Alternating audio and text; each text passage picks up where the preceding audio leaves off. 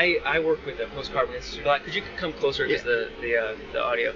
I work with Post Carbon Institute a lot. This Richard Heimberg writes a lot about peak oil and energy resources and the myth that natural gas is abundant forever and that coal is abundant forever and everything like that. So here you go.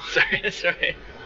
So on top of wanting to talk about Goldman Sachs' involvement in the administration and the Federal Reserve's involvement in the administration, I wanted to talk to you about what impacts peak oil and the energy crisis that's both now and in the future.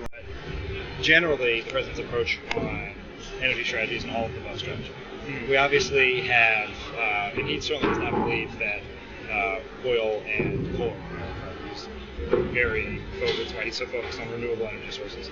And so in his view, in the short term, we need to, here in the United States, expand our domestic resources. And that includes drilling where it's safe.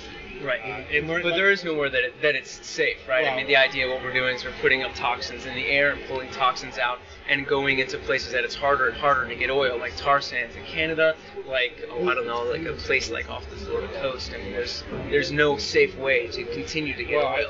I think I would disagree with that. There are. I mean, everything has a measure of risk, and you have to have a managed risk. So there's that.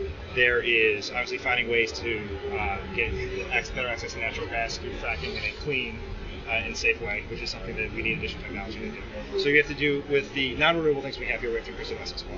That is a short-term solution in a long-term situation.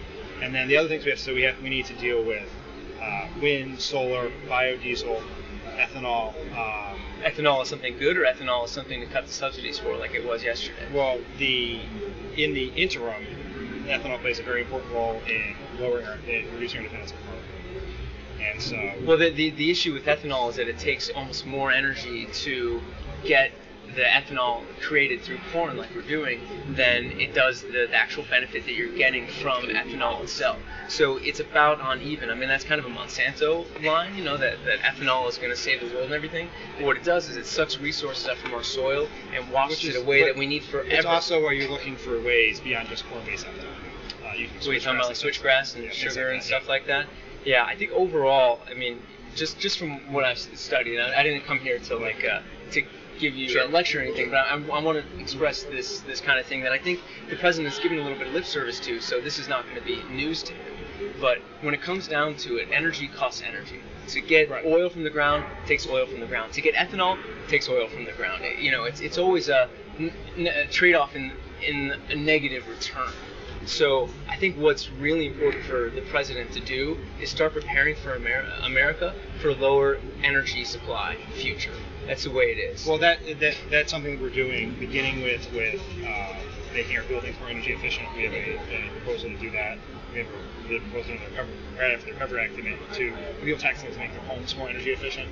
It is what we're doing by promoting advanced vehicles. Right. You're talking about like anything from hybrids to electric plug-in hybrids and electric everything. Yeah, absolutely. And that's all great. The idea, and still what that does is it still promotes the kind of growth that continues pushing our population and our economy in a way that's an extraction-based economy.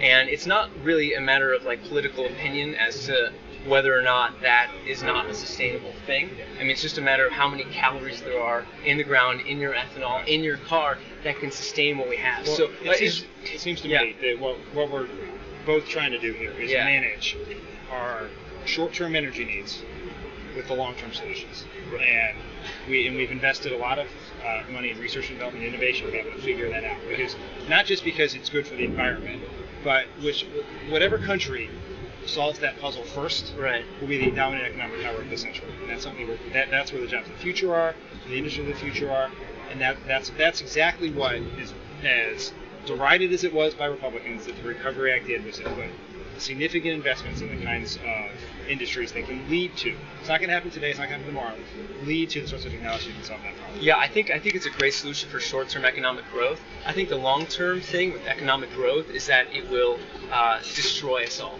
Because the idea, again, if we have long-term economic growth and we keep up efficiency and try to keep competing and stuff, again, there's only so much stuff in the ground. And as you rip it up, and I'm not just talking about oil, as people are talking about, again, soil gets depleted, and that's where we're getting all our food, and that's where we have our economic power as well. the more that we continue this notion of grow, which is pressure from everywhere. Politically, I understand that because we have a growth-based system, but it is not sustainable. And I don't mean sustainable in a hippie way. I mean like it literally can't be sustained. So what I would push, and I don't know if this is a new perspective that's been pushed upon you before, so I'll just push it now, is that the president has to start being, I don't know has to, but has to at least be realistic in his head that what the long-term thing is energy and resource depletion, and it's permanent, and it's the path that we're on. So it's a matter of, do we want to use our resources now to prepare America for that future where there's less around, rather than telling people somehow we're going to get gas less, natural gas and gasoline less. That's the short-term focus that I know is important for getting reelected. But the long-term legacy that I know he's a legacy, desiring president.